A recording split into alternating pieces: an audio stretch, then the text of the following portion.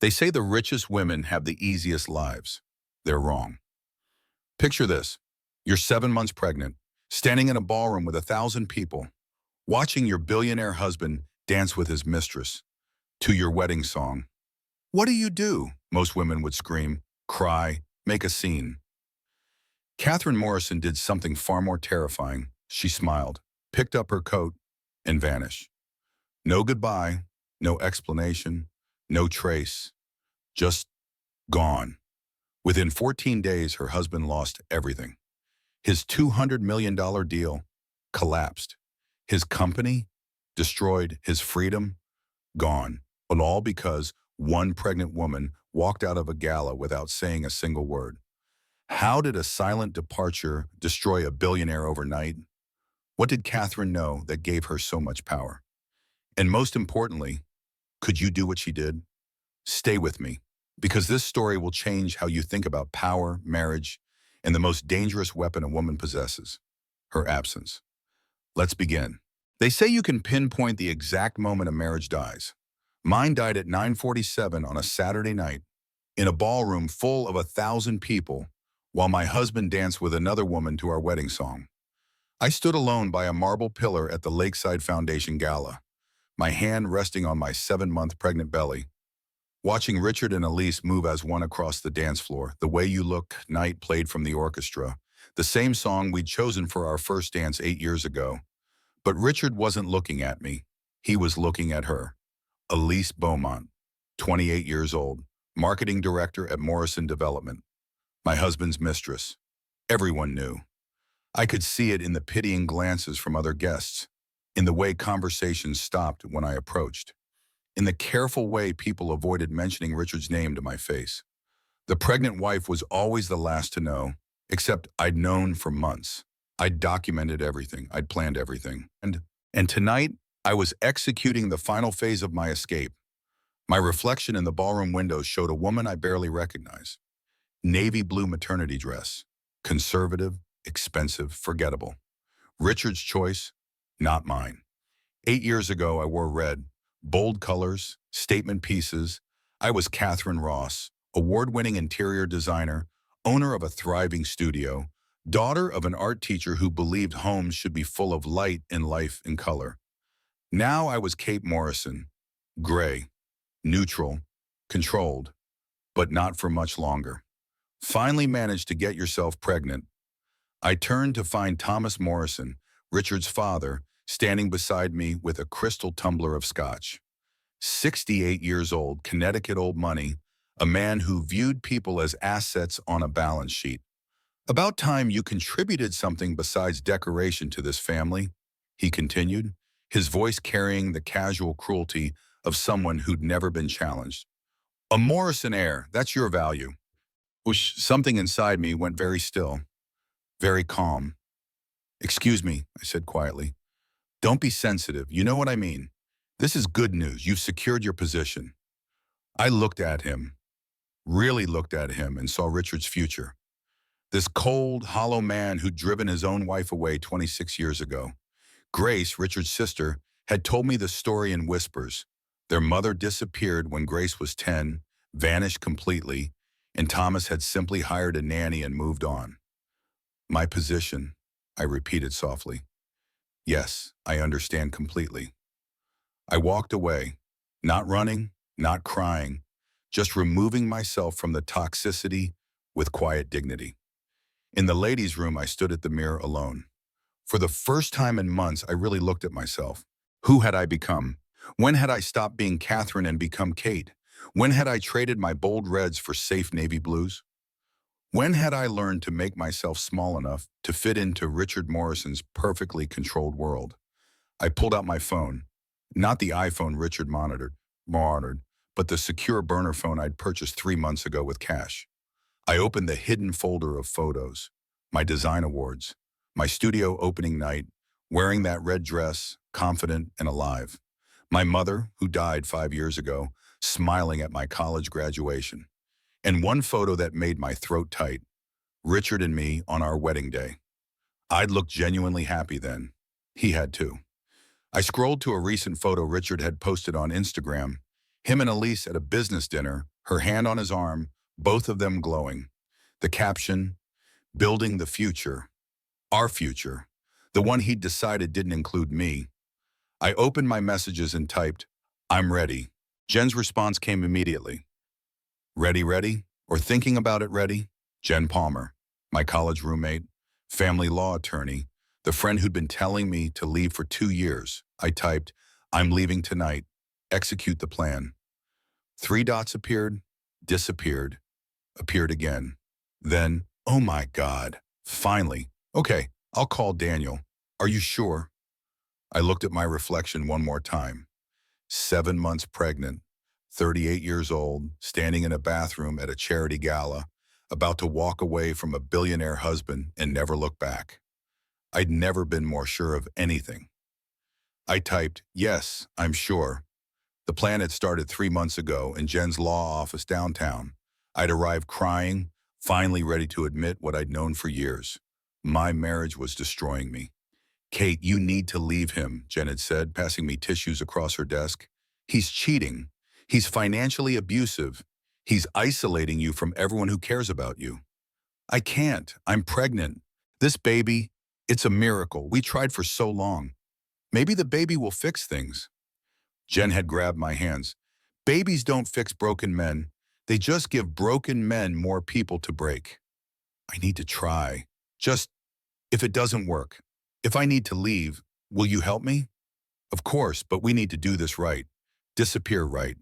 Your level of wealth, his level of control. You can't just walk out. He'll use every resource to drag you back." And she had helped. For 3 months, we'd prepared. Jen had connected me with Daniel, my younger brother, the truck driver Richard had always dismissed as unimportant. We'd met secretly at coffee shops across town, planning my escape like a military operation. "We treat this like a domestic violence case," Jen had explained, "because that's what it is. Financial abuse, emotional abuse, coercive control, all criminal." "What do you need from me?" Daniel had asked. "Can you drive Kate somewhere safe when the time comes? Somewhere Richard would never think to look?" Daniel had smiled. "Mom's old place in Seaside. He doesn't even know it exists." Our mother's house, the small cottage on the Oregon coast she'd inherited from her parents, the one she'd kept in her maiden name, the one I'd told Richard was sold years ago. Richard thought my mother was from Ohio. He'd never asked for details. He'd never cared about my life before him. That night and for weeks after, I documented everything. Every financial document, every text message between Richard and Elise, every hotel receipt charged to company accounts. At 2 in the morning while Richard slept, I'd photographed documents in his home office, embezzlement records, forged investor signatures, secret offshore accounts. Then I'd found his private journal. One entry had stopped me cold. "Father's ultimatum is clear. Produce a male heir by 42 or lose the trust." The IVF worked, but it's a girl. Useless. Elise's younger, healthier stock. "Once Kate delivers, I'll phase her out. Keep the baby, lose the wife. Elise can give me sons." I'd photographed every page with shaking hands. Now, in the bathroom mirror, I touched my belly. "You're not useless," I whispered to my daughter. "You're the reason I'm finally brave enough to leave." I returned to the ballroom. Richard was laughing with investors now, Elise at his side playing the role I'd performed for 8 years, making him look human, making him look like someone worth trusting with $200 million. Grace intercepted me near the coat check. Richard's sister, 36, the only member of his family who'd ever shown me kindness. "I'm sorry," she said quietly, "about everything, about how they treat you, about what he's doing." "You knew?" "Everyone knows. I'm ashamed I didn't say anything sooner." Her eyes were wet. "If you need help." I touched her arm gently. "Thank you, Grace. That means more than you know." "Where are you going?" I smiled. "Home." I collected my wrap from the coat check attendant, who smiled sympathetically. "Leaving early, Mrs. Morrison?" "Yes, I'm very tired." "Should I call your driver?" "No, thank you. I've made other arrangements." Outside, a nondescript rental sedan waited at the curb. Daniel sat behind the wheel, engine running. I slid into the passenger seat. "You good?" he asked. Drive. As we pulled away, I looked back once at the glittering hotel entrance. Inside, Richard was building his future with someone else, using my work, my vision, my taste to close his deals. He thought he was the empire. He was wrong. I turned forward and never looked back again. 90 minutes after I left the gala, Richard Morrison walked into our Lincoln Park penthouse, expecting to find his pregnant wife asleep. Instead, he found silence. "Kate," he called, loosening his bow tie. "Are you asleep?" The apartment answered with emptiness. He moved through the rooms, master bedroom, guest room, the nursery we'd been preparing. All dark, all vacant. In the kitchen, arranged precisely on the marble counter, he found my wedding ring, my phone, my credit cards, my keys to the penthouse and his cars, and a USB drive with a note written in my handwriting. "Watch me." I'd recorded the video 3 days earlier in a hotel room Daniel had rented under a fake name. I'd rehearsed it 20 times until my voice was steady, my message clear. Richard plugged the USB into his laptop with shaking hands. My face filled the screen. Calm, composed, 7 months pregnant. "Hello, Richard. By the time you watch this, I'll be somewhere you'll never find me. You're probably confused, maybe angry, maybe already planning how to drag me back. Let me save you the effort. I'm not leaving because I'm weak. I'm not leaving because I'm hormonal or confused or any of the other explanations you're already formulating. I'm leaving because I finally remembered who I was before I met you. For 8 years, I made you look good. I managed your relationships with investors. They didn't trust your numbers, Richard. They trusted my taste. I designed the spaces that closed your deals. I was the warmth that made cold people write checks. You thought you built an empire, but I was the foundation, and now I'm gone. The USB drive contains copies of your financial fraud, the embezzlement from your family trust, the forged signatures on investor documents, your affair documented in company expense reports, and your journal, the one where you called our daughter useless in my body breeding stock. Here's what happens next. You leave me alone. You don't look for me. You don't file for custody. You don't contact my family or friends. And in exchange, these files stay private. You keep your company, your reputation, your freedom. But if you come after me, if I hear that you've hired an investigator, filed a missing person report, or tried to access my accounts, every news outlet, every law enforcement agency, and every investor you've ever lied to will receive these files. You taught me everything I know about leverage, Richard. I'm just better at using it. Goodbye." The screen went black. According to Daniel, who'd parked across the street to watch, Richard stood frozen for 17 minutes. Then he grabbed his phone and started calling. My number, disconnected. Daniel's number, straight to voicemail. Then he called Jen. "Richard," she answered, her voice professionally cool. "I represent Catherine Morrison in her separation from you. Any communication should go through me." "What the hell is happening? Where is she?" "My client is safe. That's all you need to know. She's 7 months pregnant. She's carrying my child, and she'll deliver that child safely, far away from you. I suggest you watch the video," she left, "and consider your options carefully. Good night, Richard." She hung up. Richard called his own lawyer at 11:30 at night. "Richard, if she has documentation of financial irregularities, you need to be very careful," his attorney said. "Do not file a missing person report. That opens you up to scrutiny from law enforcement." "What am I supposed to do? Just let her go?" "For now, yes. Let me reach out to her attorney. See if we can negotiate."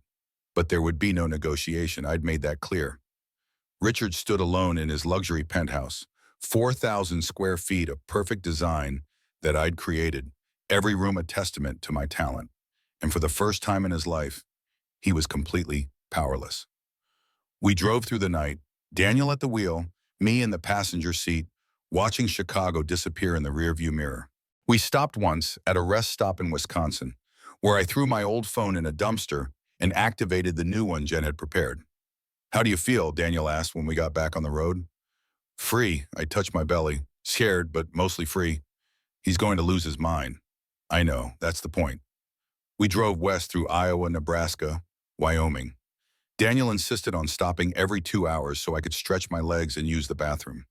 We ate at diners where nobody recognized me, slept in budget motels paid for with Daniel's cash. For 3 days, we existed off the grid, untraceable. On the third day, we crossed into Oregon and started following the coast north. The Pacific Ocean stretched endlessly to our left, gray and powerful under cloudy skies. Almost there, Daniel said. The house appeared exactly as I remembered it from childhood visits. A small craftsman cottage perched on a bluff overlooking the sea, white paint peeling slightly, wild roses growing up the porch rails, my mother's wind chimes singing in the ocean breeze. Inside, everything was frozen in time. My mother's watercolor paintings still hung on the walls, sunflowers, coastal scenes, abstract splashes of color. Her art studio, a converted garage, held half-finished canvases and jars of dried brushes. I've been paying the utilities, Daniel said. Drove out here a few times to keep it maintained. Figured we might need it someday. I stood in the center of the living room, sunlight streaming through the windows, ocean sounds drifting through the open door. After 8 years in Richard's controlled, perfect spaces, this small, imperfect house felt like coming home. Thank you, I whispered. Daniel hugged me carefully, mindful of my belly. You're safe now, Kate. That's all that matters. That first night, I slept in my mother's old bedroom, wrapped in quilts that still smelled faintly of her lavender sachets. I dreamed of painting, of colors, of my daughter growing up in a house full of light. When I woke, sunlight was pouring through the windows, and for the first time in years, I felt like myself again. Richard Morrison woke on his leather couch the morning after the gala, my video playing on repeat in his mind. He'd watched it 11 times during the night, analyzing every word, searching for weaknesses in my strategy. He found none. His first call was to his father. Your wife left you? Thomas Morrison's voice dripped with contempt. Christ, Richard, control your household. It's temporary, a pregnancy tantrum. She'll be back when she needs money. She better be. The London investors specifically requested her design input. Without her touch, they're going to walk. Fix this. Richard hung up, a flicker of concern crossing his face. The London project, a $200 million luxury residential development, was his crown jewel. He'd spent 2 years cultivating those investors, and they'd made it clear. They weren't investing in Morrison development. They were investing in what Richard and Kate Morrison represented together. He tried to access our joint accounts. Frozen. My name was still on them, but I'd filed legal holds through Jen. He checked my personal accounts. Empty. Cleaned out weeks ago. His own accounts were untouched. I'd taken only what was legally mine, nothing more. That detail bothered him more than anything. If I'd stolen from him, he could paint me as vindictive, unstable.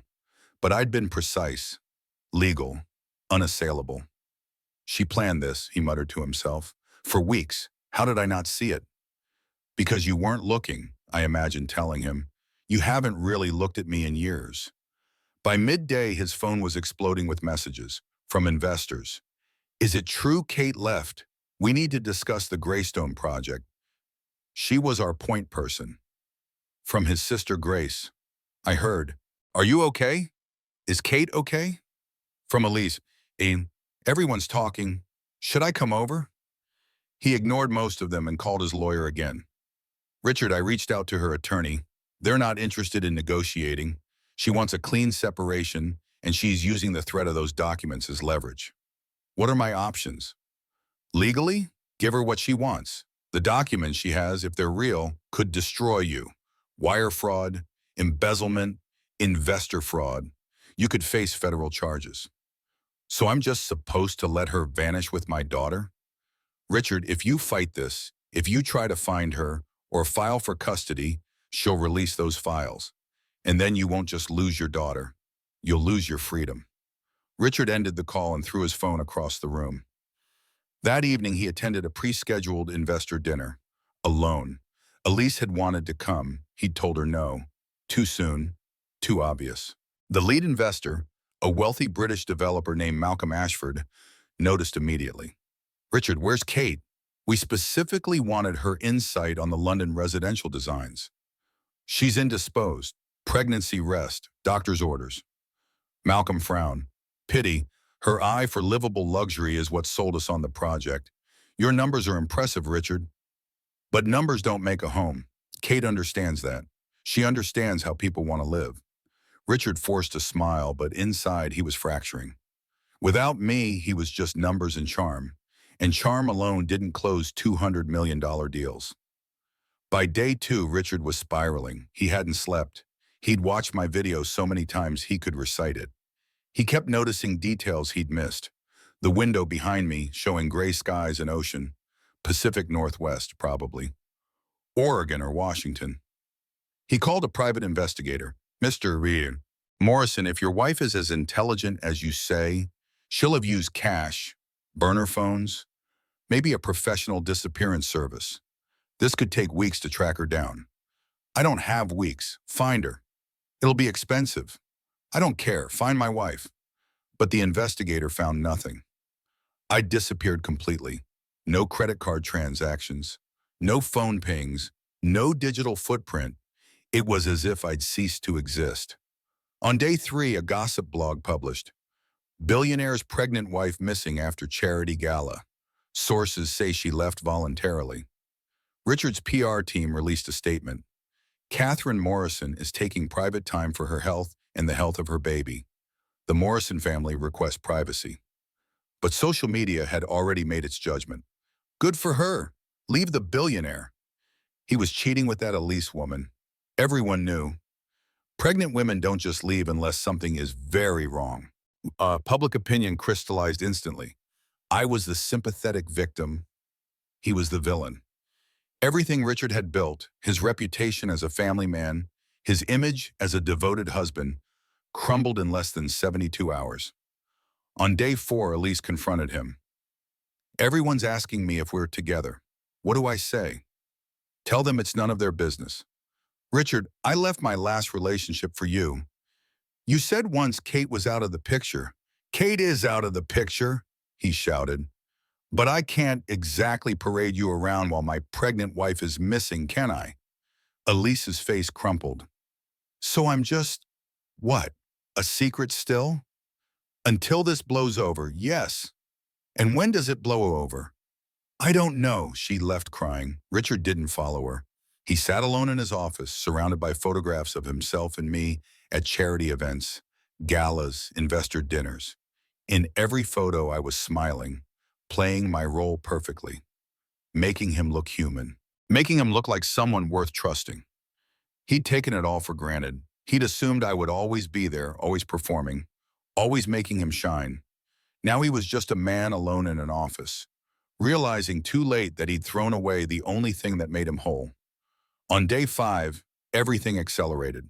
An anonymous source leaked documents to a financial journalist, evidence of Richard's embezzlement from the Morrison Family Trust.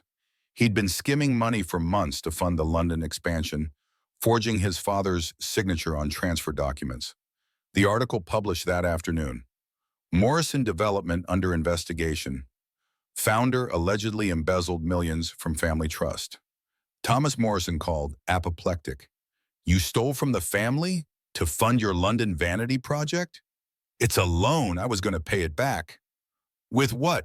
The London deal's falling apart. You're bleeding money. And where the hell is your wife? I don't know. Find her. Fix this. Fix, or I'm removing you from the trust entirely. But Richard couldn't fix it. Everything was unraveling faster than he could contain it. The Morrison Development Board demanded an emergency meeting. Investors started calling with concerns. The SE opened a preliminary inquiry into his business practices. And through it all, I remained invisible. Silent. Gone. On day 6, Richard's investigator finally found something. Mr. Morrison, I found something. Kate's brother Daniel drove a rent-a-car out of Illinois the night of the gala, headed west on I-80. Where did he go? Oregon, looks like. But then the trail goes cold. No credit cards, no phone pings, no hotel records. If she's there, she's completely off-grid. Oregon. Richard frowned. She doesn't know anyone in Oregon. You sure about that? Richard realized with a shock he knew nothing about my life before him, my mother, my childhood, where I grew up, who my friends were. He'd never asked, never cared. I'd been his wife for 8 years, and he didn't even know which state I was born in. On day 7, Detective Sarah Brente walked into Richard's office unannounced.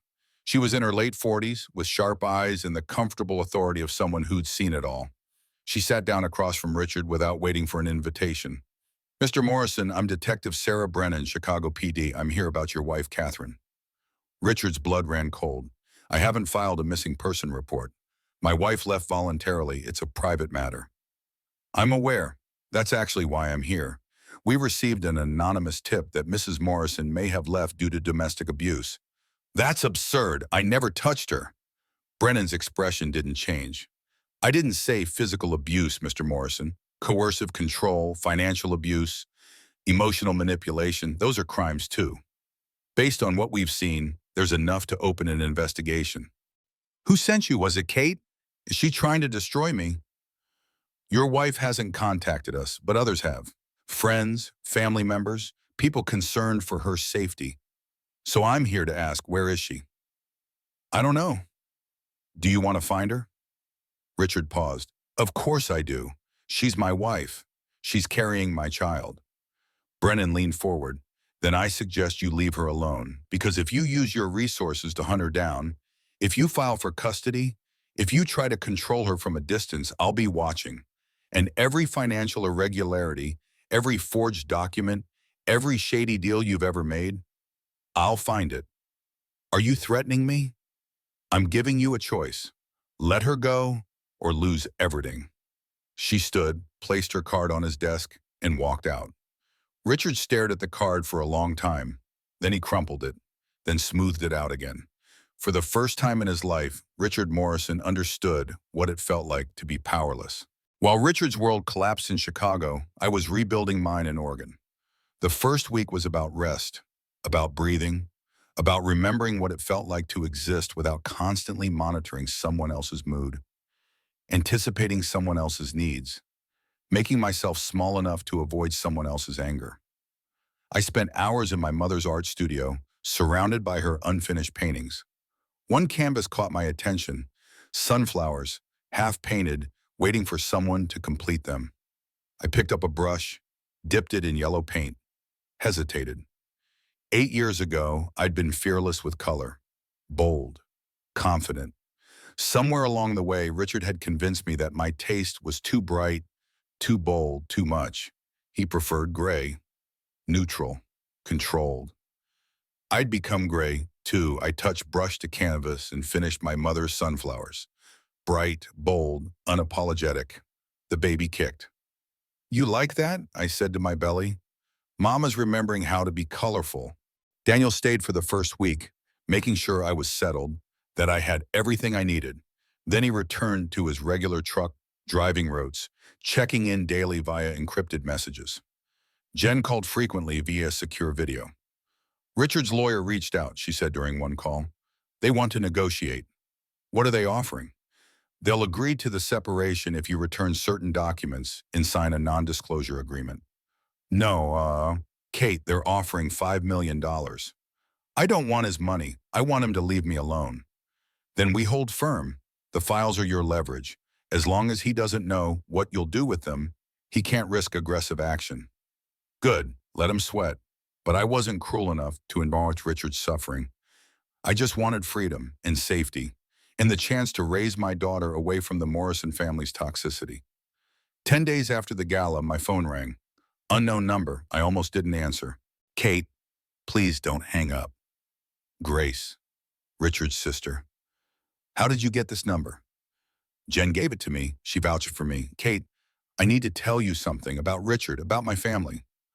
I sat down, one hand on my belly. I'm listening. My father did the same thing to my mother that Richard is doing to you. Grace's voice shook. Used her to produce heirs, then discarded her. She disappeared when I was 10. I haven't seen her in 26 years. Grace, I've lived with that guilt my whole life, that I didn't protect her.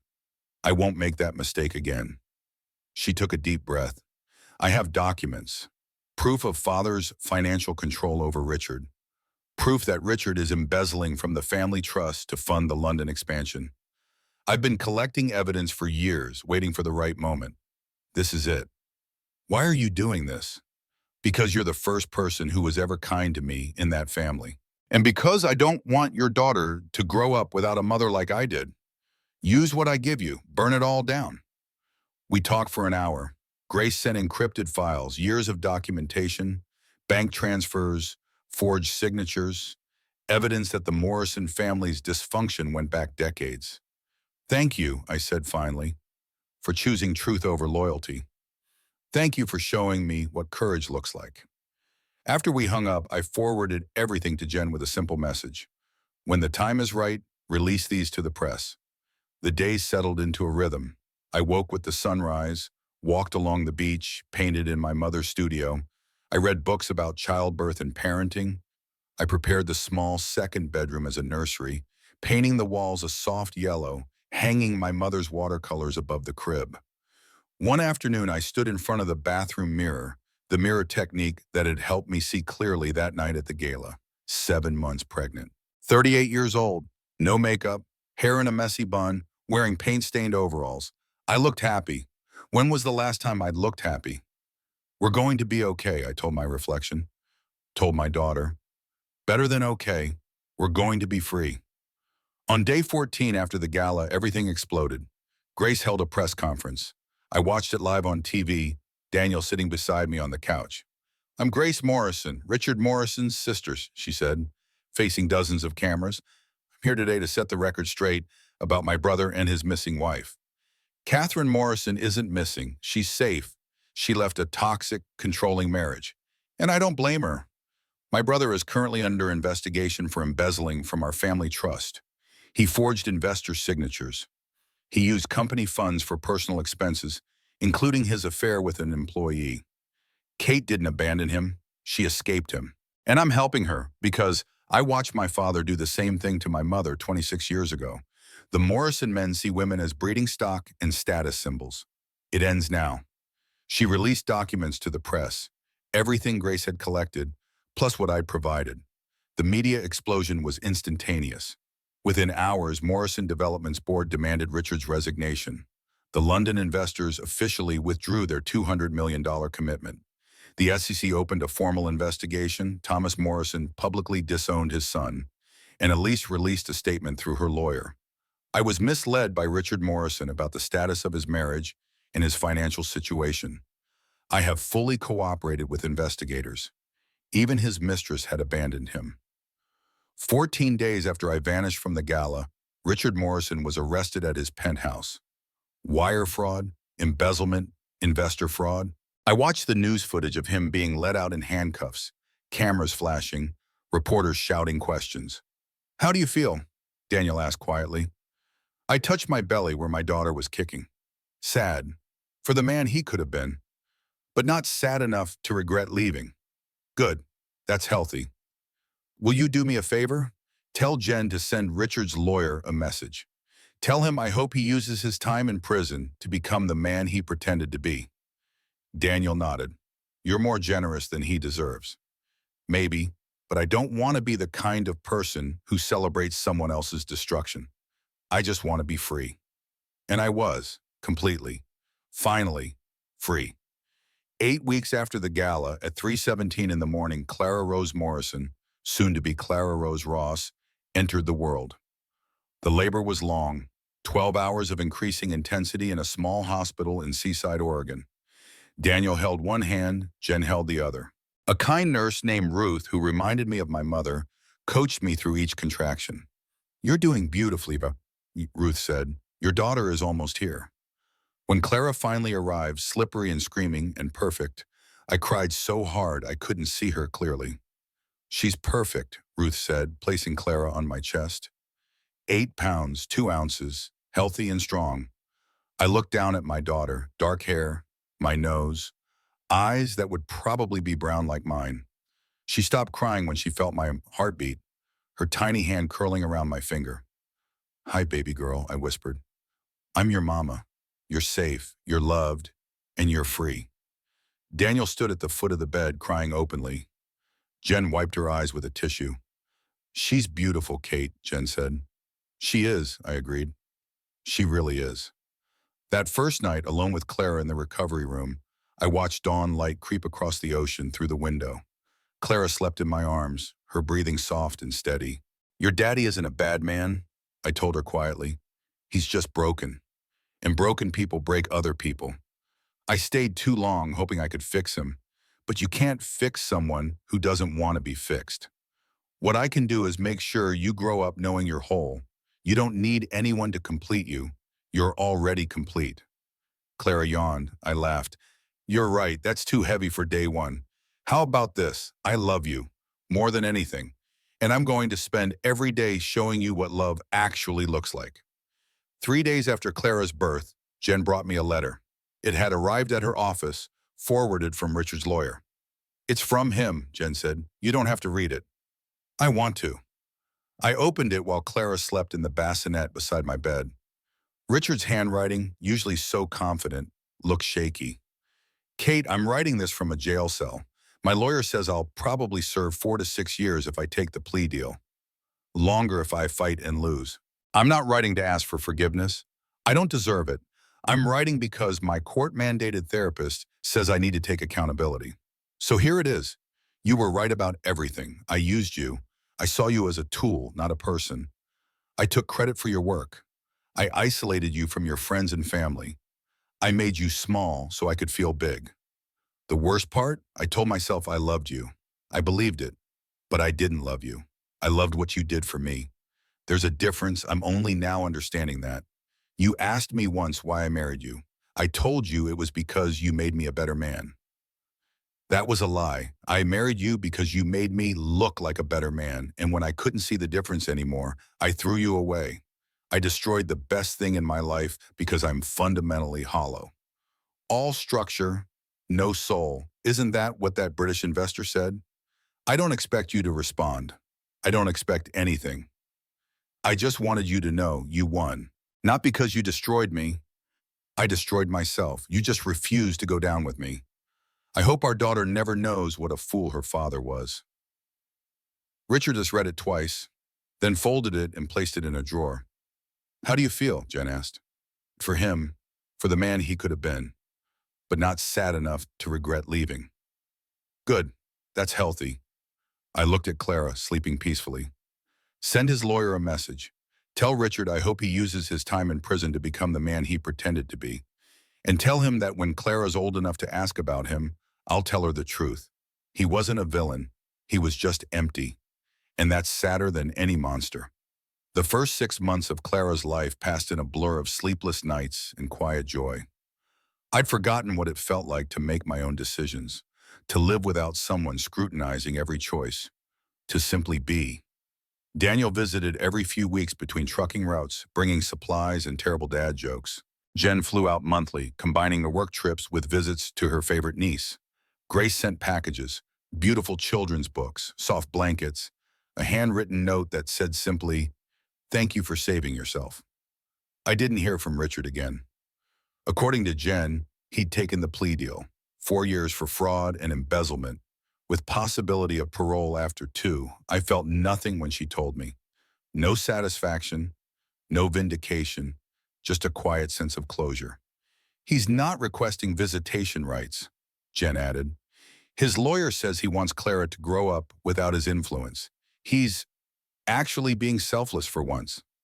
Good, I said. Clara deserves better than a father who sees her as breeding stock. You know, Jen said carefully, you're allowed to be angry at him. I was angry for years, but anger is heavy and I'm tired of carrying heavy things. When Clara was 3 months old, I started working again. My mother's garage studio became my design office. I bought a drafting table, set up my laptop, created a website, Ross Design Studio, independent interior designer specializing in warm, livable luxury. My first client came through word of mouth, a friend of Jen's who needed help with a home renovation. I want spaces that feel lived in, she said during our consultation. Not like a magazine spread, like a real home. I can do that, I said, and I could. Without Richard's influence, without the pressure to impress wealthy investors, I designed spaces that felt authentic, warm, human. That first project led to another, and another. By the time Clara was 6 months old, I had a wait list. I worked during naps and after bedtime, bringing Clara to client meetings in her carrier. Some clients were put off by the baby. Others loved it. You understand what it's like to actually live in a home, one client said, not just look at it. That's always been my philosophy, I replied. Homes should be full of life, not just beautiful objects. One afternoon, when Clara was almost 7 months old, there was a knock at my studio door. I opened it to find a woman in her 50s, stylishly dressed, radiating quiet confidence. Catherine Morrison? Ross, Catherine Ross. I took back my maiden name. The woman smiled. Even better. I'm Margaret Thornton, VP of Design at Cascade Interiors. We're a boutique firm based in Portland. I've been following your work, the community center renovation, the local library redesign, the affordable housing project. You're extraordinarily talented. I blinked. Thank you, but I'm not looking for a job. I like working independently. I'm not offering a job. I'm offering a partnership. Clara made a noise from her playpen. Margaret glanced over, her expression softening. How old? 7 months. Beautiful. My daughter just turned 30. Best thing I ever did was refuse to choose between career and family. She turned back to me. Cascade wants to expand into residential design. We need someone with your vision to lead the division. Full creative control, equity stake, remote flexibility. You build your team, your way. I have a 7-month-old. I can't travel constantly or work 80-hour weeks. We don't want you to. We want your brain and your heart, not your life. Family-first flexibility is company policy. In fact, I specifically sought you out because of what you survived. I froze. You know about everything? Everyone does. And here's what I know. Women who've been through hell make the best leaders. They have nothing left to prove and everything to build. Margaret handed me her card. Think about it. No pressure. But I believe you're exactly who we need. After she left, I sat at my drafting table, staring at the card. Catherine Ross, independent designer, single mother, survivor, or Catherine Ross, partner at Cascade Interiors, leader of a residential design division. Still a single mother, still a survivor, just with more resources to help other people. I called Jen. Take the meeting, she said immediately. See what they're offering. Worst case, you say no. What if I fail? Kate, you escaped a billionaire narcissist, vanished without a trace, gave birth alone, and built a successful design business in 6 months. You don't know how to fail. I laughed.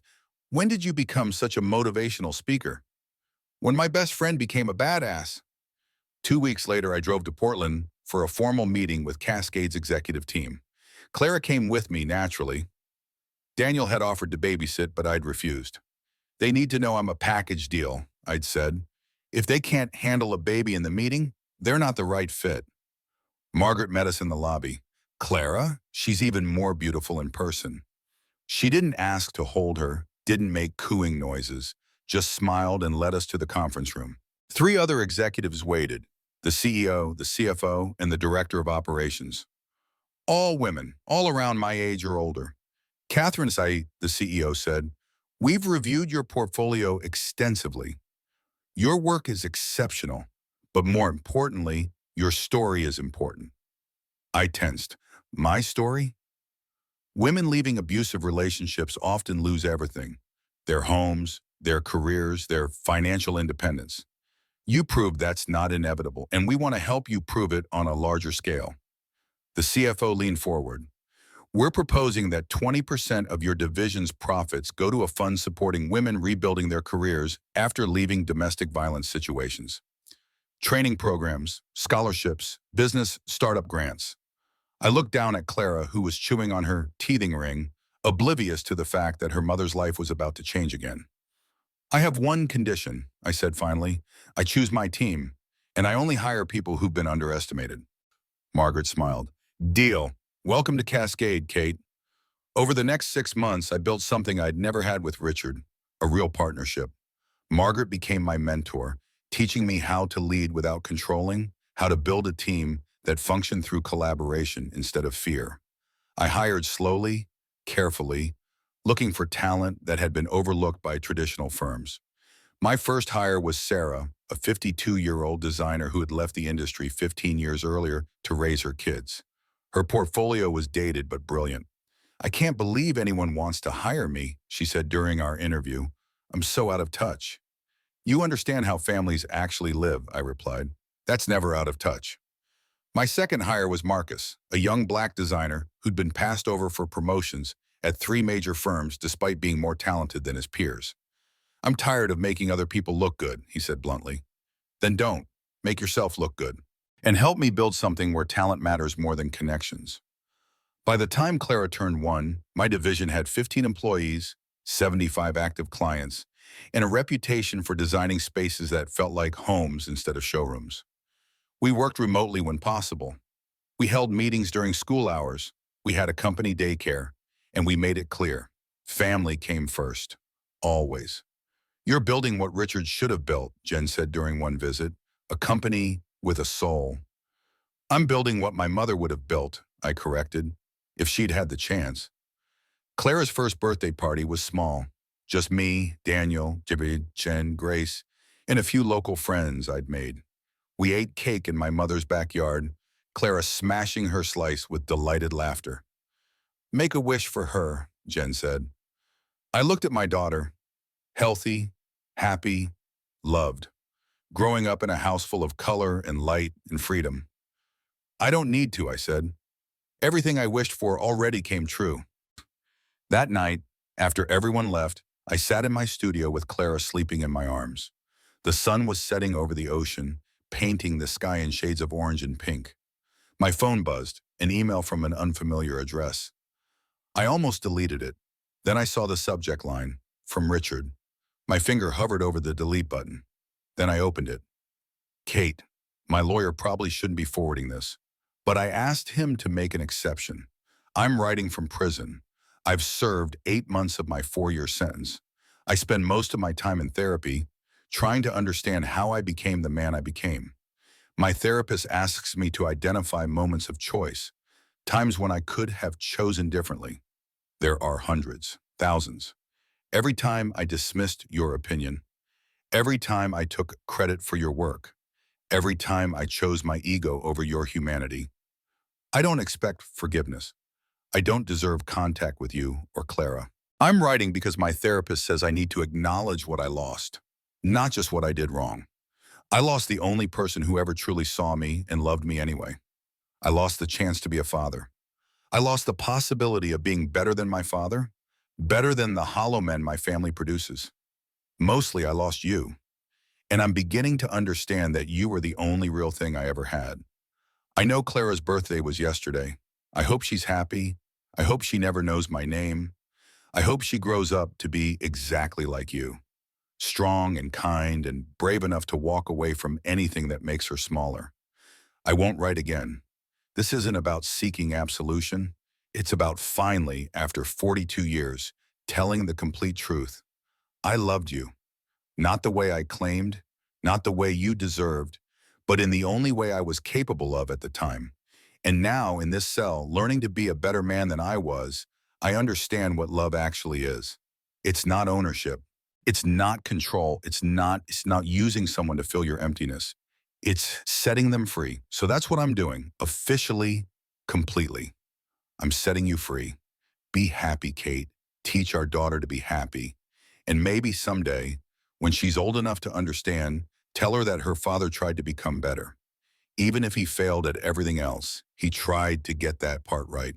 Richard had read it 3 times, cried a little, then closed my laptop. "Your daddy is trying," I whispered to sleeping Clara. "That's more than I expected. But you'll never have to wonder if you're enough, because you are. You always were." 18 months after I left the gala, my life had settled into something I'd never expected. Peace. Clara was walking, chattering in half sentences, obsessed with pointing at birds. My design division was thriving. I'd moved out of my mother's cottage into a larger house with an ocean view, purchased with my own money in my own name.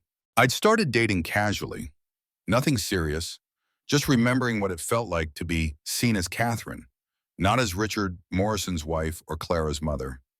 Just me. Life was good, quiet, Mine. Then Grace called. Kate, it's urgent.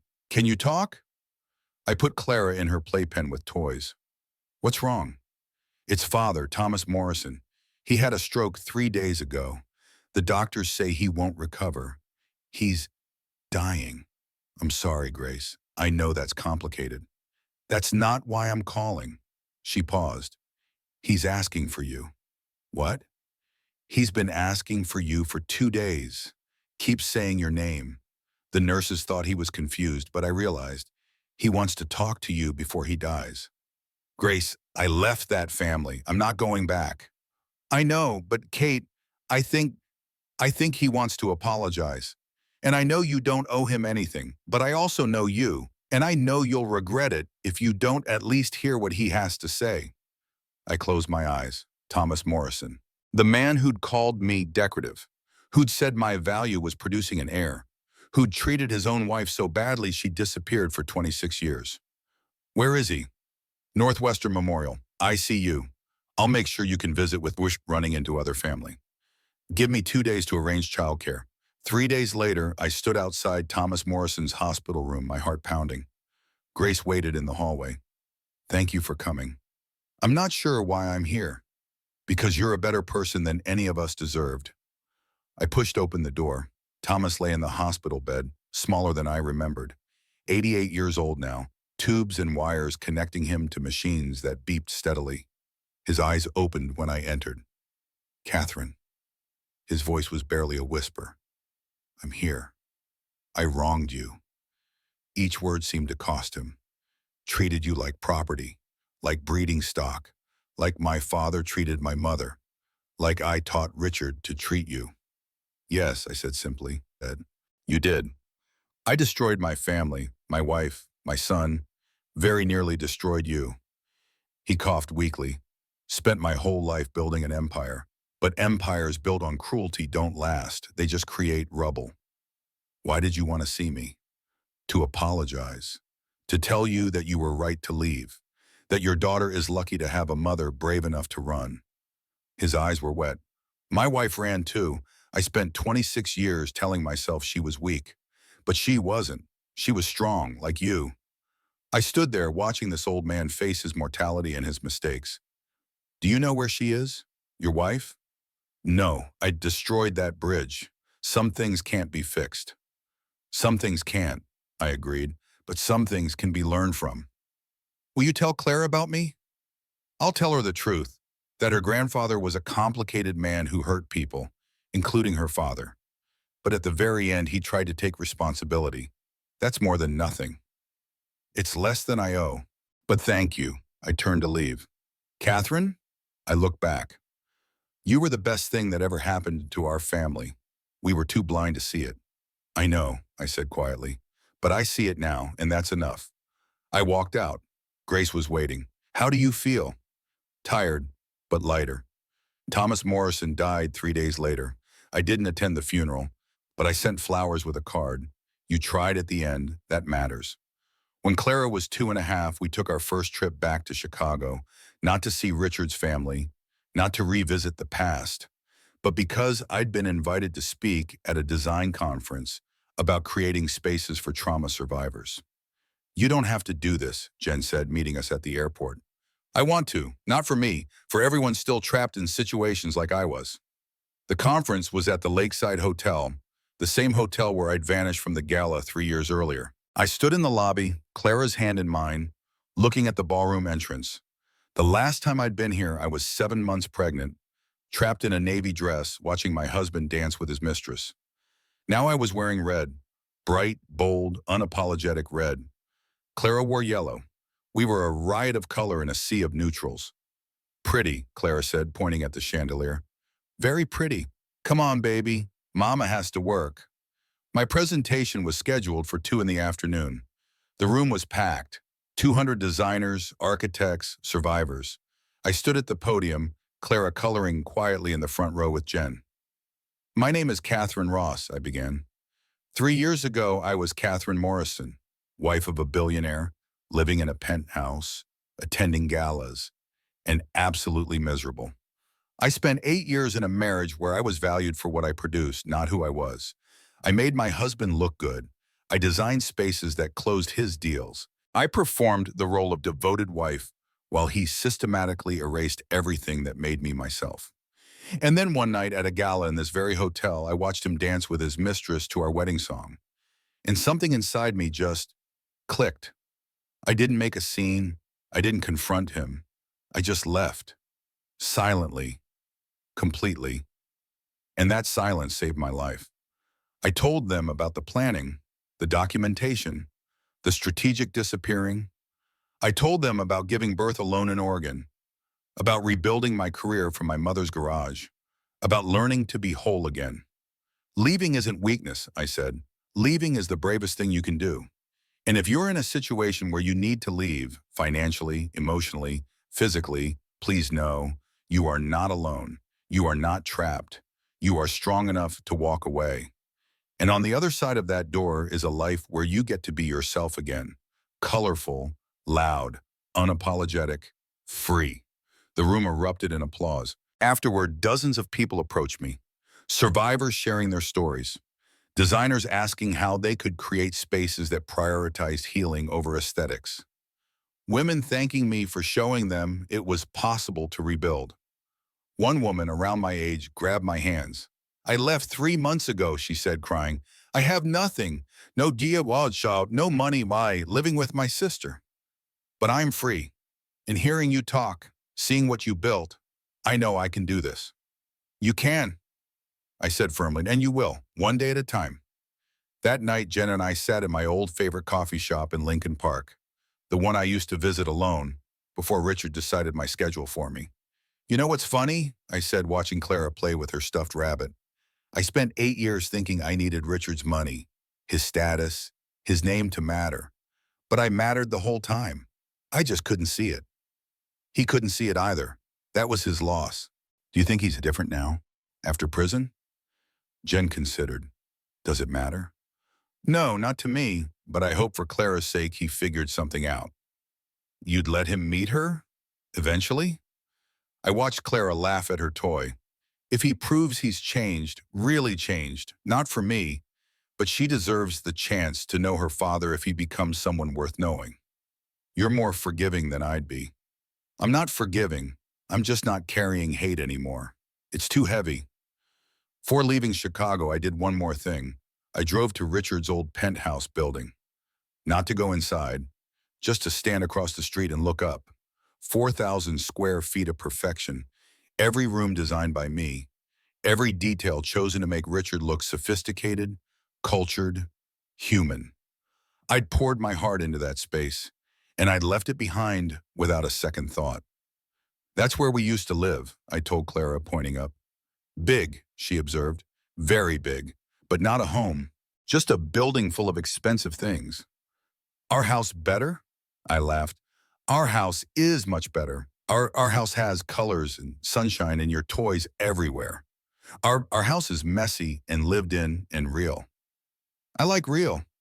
"Me too, baby. Me too." 5 years after the gala, I stood in my studio, no longer my mother's converted garage, but a proper office space in downtown Seaside with 6 full-time designers working boss under me. Clara, now 5, drew at a small table in the corner, working on what she called her designs. Mostly scribbles and shapes, but I praised every one like it was the Sistine Chapel. My phone rang. "Jen, you sitting down?" "Should I be?" "Richard's being released. Served 4 years, getting out 2 years early for good behavior." I felt nothing. No fear, no anxiety, just mild curiosity. "Okay." "He's requested a supervised visit with Clara through official channels. His lawyer sent a formal request." I looked at my daughter singing to herself as she colored, happy, healthy, completely unaware her father existed. "What do you think?" Jen asked. "I think I need to talk to a child psychologist. And I think if he's serious about being in her life, he needs to prove it through consistency, not just one visit." "You're really considering it?" "He's her father. If he's actually changed, she deserves to know him. But on my terms, supervised, gradual, and the second he shows signs of manipulation, it's over." When did you become so wise? When I stopped letting fear make my decisions.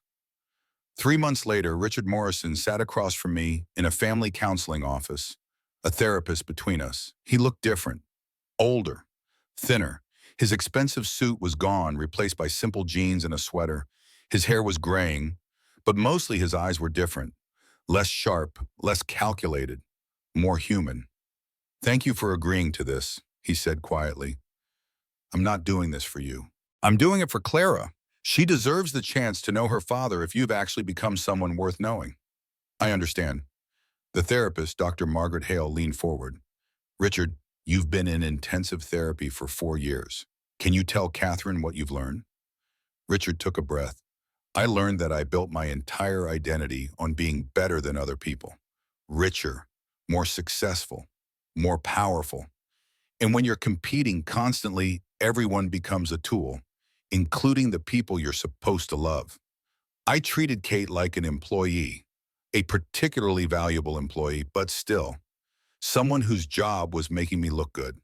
I never saw her as a full person with her own dreams, her own talent, her own life separate from mine." He looked at me. "I watched your TEDx talk about designing spaces for trauma survivors, about building a company that prioritizes healing over profit. You're doing everything I should have done, building with soul instead of just structure." "I learned from your mistakes," I said. "So thank you for that, I guess." He smiled sadly. "I earned that. Can you tell me why you want to meet Clara?" "Because she's my daughter, and because I want to show her that people can change, that making mistakes doesn't mean you're defined by them forever, that even broken people can do the work to become whole." Pretty speech. "It's true." He met my eyes. "I know I have to earn this. I'm not asking for custody or co-parenting, just the chance to be in her life, supervised, on your schedule, for as long as you'll allow it." Dr. Hale looked at me. "Catherine, how do you feel about starting with supervised visits? Monthly to start, with the option to increase if things go well?" I thought about Clara, about her questions. "Where's my daddy?" she'd asked last month. I'd told her the truth.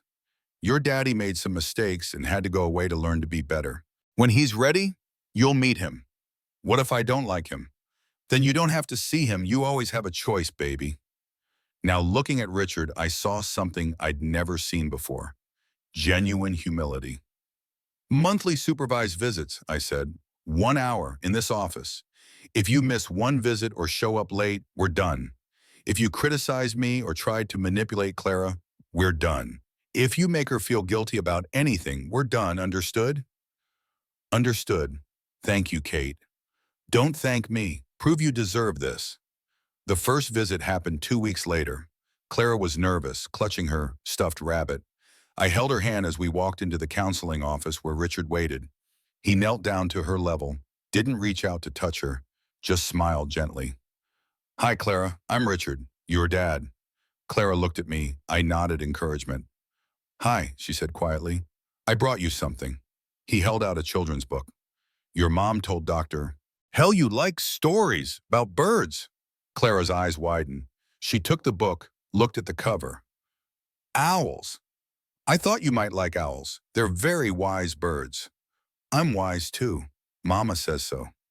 Richard's eyes filled with tears. "I bet you are. You look just like your mama. She's the wisest person I know." They read the book together for the full hour. Clara warmed up gradually, showing him her drawings, telling him about her friend at preschool, explaining in serious detail why yellow was the best color. Richard listened, really listened, asked questions, laughed at her stories. When the hour ended, Clara hugged her rabbit but waved goodbye to Richard. "Can I come back next month?" he asked her. Clara looked at me. I nodded. "Okay," she said, "but bring more bird books." Deal. The visits continued, monthly at first, then twice monthly, then weekly. Richard never pushed for more than I offered, never questioned my rules, never tried to manipulate the situation. Clara grew comfortable with him, started calling him Dad Richard to distinguish him from the dad in her favorite books. They painted together, read together, built elaborate structures with blocks. "He's really trying," Jen observed after 6 months of visits. I never thought I'd say this, but I think he might actually be becoming a decent human. He hurt me too much for me to ever trust him completely, I said. But Clara loves him, and he's showing up for her. That's enough.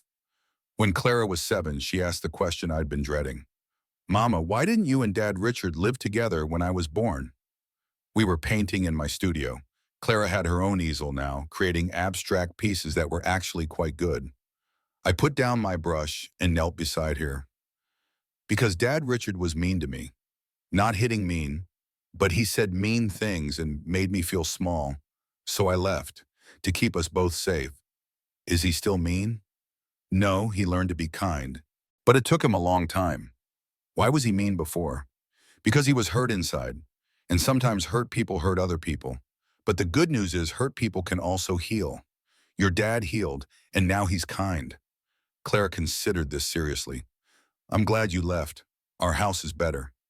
Me too, baby. But I'm also glad Dad Richard learned to be nice, because now I have 2 houses. I laughed. That's a very wise way to look at it. Owls are wise, she said seriously, and Mama is wise, and I'm wise like both of you. You absolutely are. 8 years after the gala, my company was featured in Architectural Digest. The article was titled, Catherine Ross, Building Empire Through Empathy. It featured photos of my projects, homes for trauma survivors, community centers designed for healing, affordable housing that prioritized dignity over profit, and one photo of me in my studio with Clara, both of us covered in paint, laughing. The article quoted me, I spent years making other people's empires look good. Now I'm building my own, not with money or power, with purpose, with humanity, with the understanding that every space we create either helps people heal or helps them hide. I choose healing. Richard sent a message through his lawyer. Proud of you, proud of what you built, proud that Clara has you as a mother. I didn't respond, but I appreciated it. 10 years after the gala, I sat on my porch watching Clara and Richard fly a kite on the beach. Clara was 12 now, brilliant, creative, kind. She spent weekends with Richard, unsupervised now, after years of proving himself trustworthy.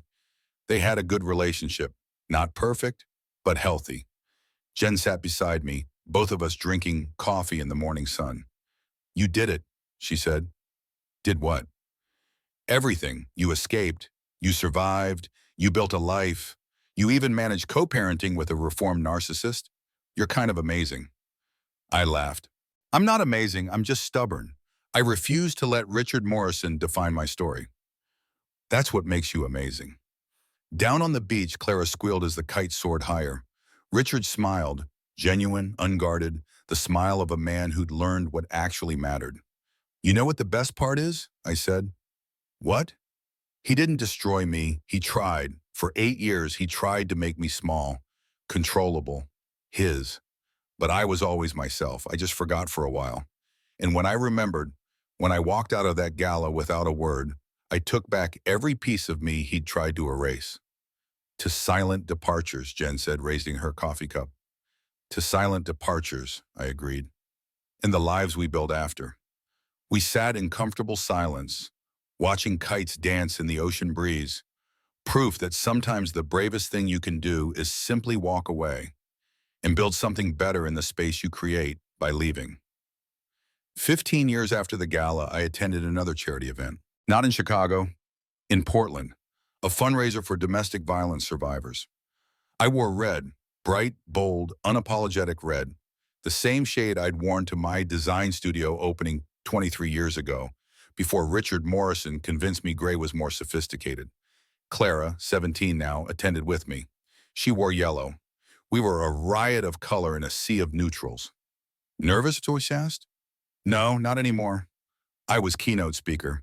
My topic, the architecture of freedom, how physical space shapes emotional safety. Before I went on stage, a young woman approached me, early 20s, nervous, holding a small, clutch purse with white knuckles.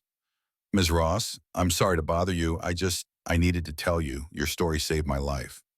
Tell me. I was engaged to a man like your ex-husband, controlling, isolating, making me small. I saw your TEDx talk 3 years ago, and I left. just like you did.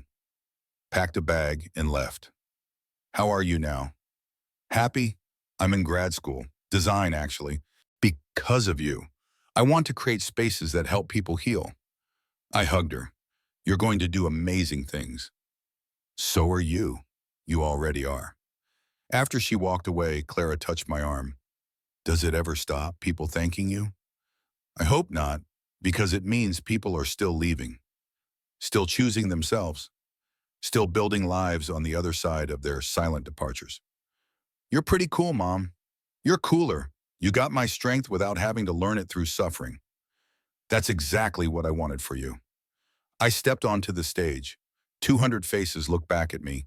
Survivors, advocates, designers, people still figuring out how to leave. People who'd already left and were rebuilding. My name is Catherine Ross, I began. 15 years ago, I was Catherine Morrison, and I'm here to tell you, leaving is possible, healing is possible, building a life that's entirely yours is possible. I'm proof, and you will be too. I spoke for 40 minutes about control and freedom, about vanishing and rebuilding, about the importance of spaces that say you belong here instead of you're only welcome if you perform perfectly. When I finished, the room stood and applauded. Clara caught my eye from the front row. She was crying, proud. That night, back in our house, the beautiful, colorful house I designed myself, full of light and art and Clara's laughter, I stood at my studio window looking out at the ocean. Richard had texted, "Saw your speech online. You were magnificent. Thank you for giving our daughter a mother worth admiring." I smiled and deleted the message. Not out of anger, just out of knowing I didn't need his validation anymore. I needed nothing from him except consistent kindness toward Clara, and he provided that for 13 years now. Good enough. Jen called. "You brought down the house tonight." It felt good, speaking truth, helping people. You know what Richard lost when you left? What?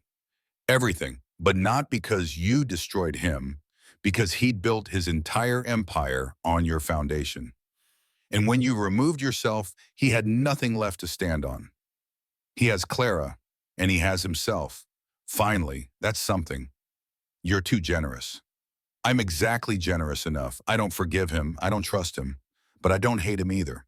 And that's freedom, Jen. That's what I built on the other side of that gala. A life where I'm not defined by his mistakes or even by my own survival. I'm just me, Catherine, designer, mother, woman who wears red dresses and teaches her daughter that leaving is strength. I love you. I love you too. Thanks for answering that text 15 years ago, the one that said I'm ready. Best text I ever received. We said goodbye. I turned off the lights and went upstairs where Clara was already asleep, her sketchbook full of design ideas on her nightstand. I kissed her forehead. You'll never have to vanish silently, baby, because you'll always know you're enough. I went to my own room, looked at myself in the mirror, the same mirror technique that had helped me see clearly in that hotel bathroom 15 years ago. 53 years old, gray in my hair, laugh lines around my eyes, wearing a red dress that made me feel powerful. I looked happy. No, not just happy, free. And freedom, I'd learned, wasn't about money or power or status. It was about the moment you chose yourself, the moment you walked away from anything that made you smaller, the moment you vanished from the gala silently and left everything behind except the truth of who you were. And in that space, that beautiful empty space where someone else's empire used to stand, you built something better. You built yourself.